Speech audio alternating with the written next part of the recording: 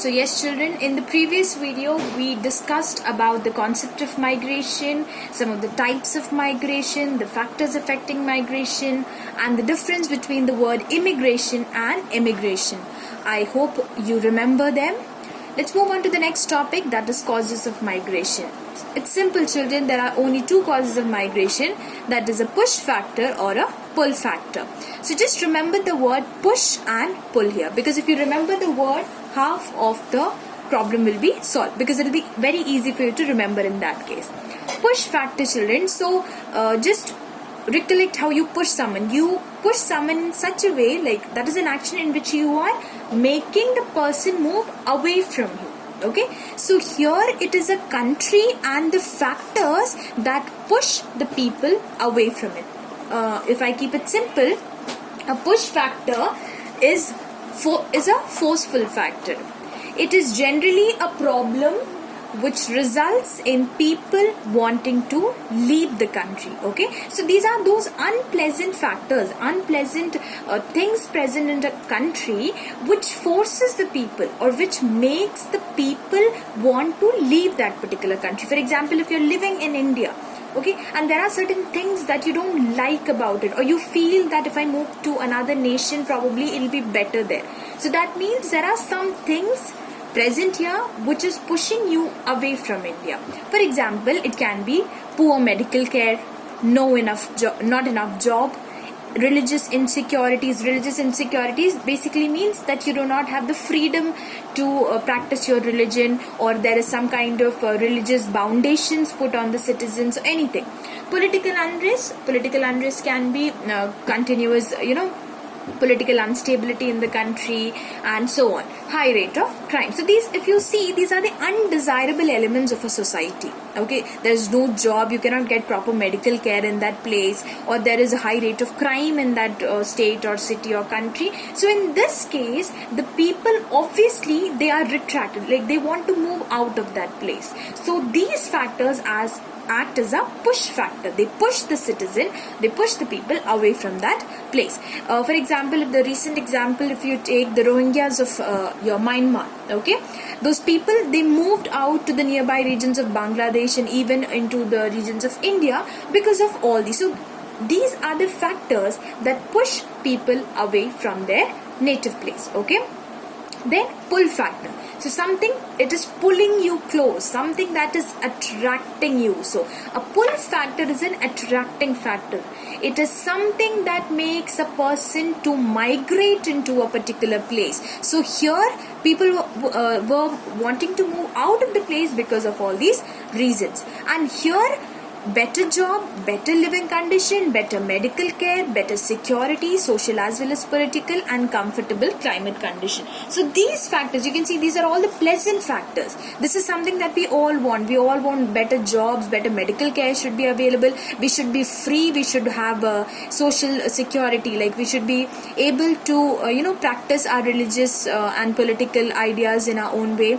Comfortable climatic condition. So all these are the things. So if a place is having all these points, it acts as an attracting region. That means people will like to move to to such a region. It can be a region, it can be a particular city.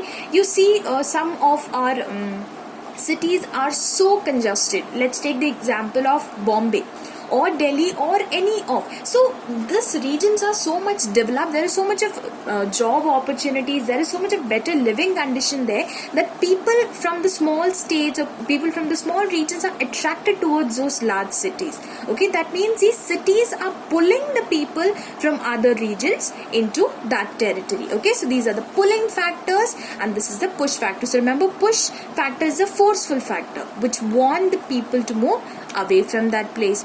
Okay, and pull factor, it is something that is attracting you, something or some good things which make the person want to move into a particular state, city, or region or country. Okay, so now we move on to the next topic. Okay, let's continue. So the next topic, effects of migration. Simple as that, there are two types of effect: economic effects and social effect. Economic effect, they all are interrelated. I'll tell you how. First economic effect, it increases the income of the people. So if you remember the economic factor, people were leaving a particular place and moving to another one so that they can get a better job or better pay, better salary. Okay, and obviously better job, that means it increases the income of the people. So this is one positive thing. Now the second one, raises the standard of living. Obviously when the income of the people increases, their way of living, their quality of living, their standard of living also increases.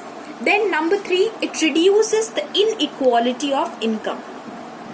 So inequality of income, it simple as that, children. It refers to too many rich people and too less of poor. Like the rich, you must have heard this, rich is getting richer and the poor is getting poorer. That means there is very unequal distribution of income. Not everybody is having the same amount of wealth. Some are extremely rich and some are extremely poor. So if people keeps on migrating, if the poor people, if they are able to find a better job, a better employment opportunities, obviously they will also get the money and there will be less of inequality of income. Okay, the last one, unemployment is reduced, obviously because they are moving for jobs, so unemployment is ultimately reduced. Likewise, social effects. Social effects are only two. It weakens the joint family system. Now this is an emotional effect because you know India has the joint family system. That means the entire family with all the generations of grandparents, parents and children, they all live together.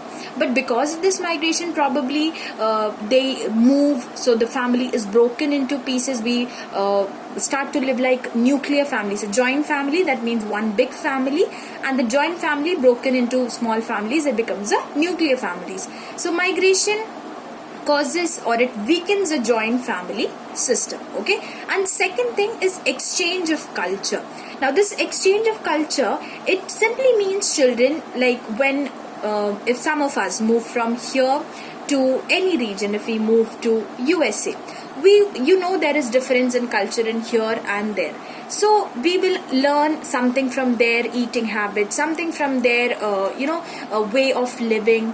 Okay, and since you are living there, they'll also adapt some of your habits, your food habits, probably the way you people eat or live, or probably a religion. So there is exchange of culture, there's globalization of culture. Okay, so these are the two social effects. So children, this is all for today. So we are done with the causes, that is the factors there, terms we have done, and even the effects we have done.